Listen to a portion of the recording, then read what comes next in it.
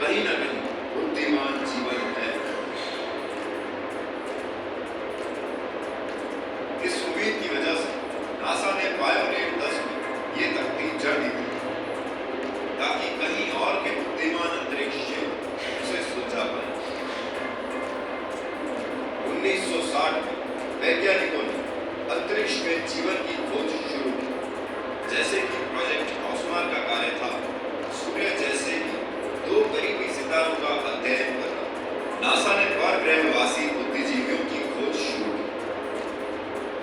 सैनी संस्था ने अंतरिक्ष में खोज करने के लिए प्रोजेक्ट फिनिक्स शुरू किया। 3 बड़े प्रश्नों ने हमें उलझा रखा। क्या हमारे ग्रह पर जीवन ने सिर्फ सहयोग से शुरुआत की? क्या वेल की बात सच है कि पृथ्वी पर जीवन कहीं बाहर से आया? क्या कहीं और जीवन को ढूंढना वाकई में जरूरी है? जीवन की शुरुआत हाइड्रोजन के सामान्य अणु से हुई।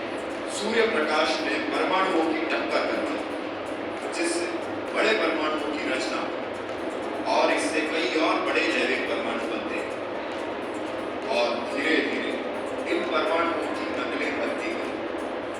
जीवन की शुरुआत पानी में हुई, फिर एम्फीबियंस की रचना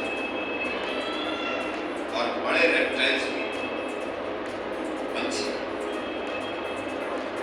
स्तन्यवंशी जीव और प्राइमेट्स। इंसानों का विकास करीब 25 लाख सालों पहले और आधुनिक मनुष्य करीब 30,000 वर्षों पहले। इंसान एक संक्रमणशील प्राणी है जिसकी रचना में पृथ्वी की उत्क्रांति के 4.5 अरब साल जिम्मेदार है। पृथ्वी जीवन का एक उत्तम घरौंदा है, ना तो ज्यादा बड़ा ना ही ज्यादा छोटा, ना तो सूर्य से बहुत दूर और ना ही ज्यादा नजदीक, ना तो ज्यादा गर्म और ना ही बेहद ठंडा। जीवन की शुरुआत पानी में हुई और ऑक्सीजन की वजह से और बड़े परमाणुओं के बनने के लिए उपयुक्त वातावरण की वजह से और भारी उल्का की वर्षा और हानिकारक किरणों से बचाव की वजह से।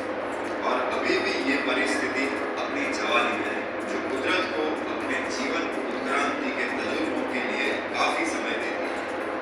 जीवन के आरंभ के लिए सारी जरूरी परिस्थितियों एक साथ होने की संभावना बहुत कम है और बुद्धिमान जीवन के विकास की संभावना तो उससे भी कम। फिर भी क्या और कहीं जीवन को ढूंढना वाकई में जरूरी है? बहुत ज्यादा दूरी की वजह से हमारे सिग्नल का जवाब आने शायद हजारों साल लग सकते हैं और अगर हम रॉकेट पर यात्रा करें तब भी ऐसी जगह पर पहुंचने में हजारों साल लग सकते हैं। क्या हम इतने लंबे समय तक हमारी टेक्नोलॉजी को संभाल के रख सकें या हमें स्पेस टनल्स खोज निकालनी चाहिए जिससे हमारी यात्रा का पथ छोटा हो सकता है? या फिर बहुआयामी सुपर स्पेस की कल्पना सच साबित होगी? सौर मंडल की बाहरी सीमा पर पहुंचने के बाद वॉयेजर ने अपना कैमरा पीछे की ओर घुमाया और पृथ्वी को देखा। पृथ्वी वहां से छोटे से नीले बिंदु की भांति प्रतीत हो रही। इतनी छोटी, इतनी नाजुक, इस विशाल ब्रह्मांड में कितनी अकेली।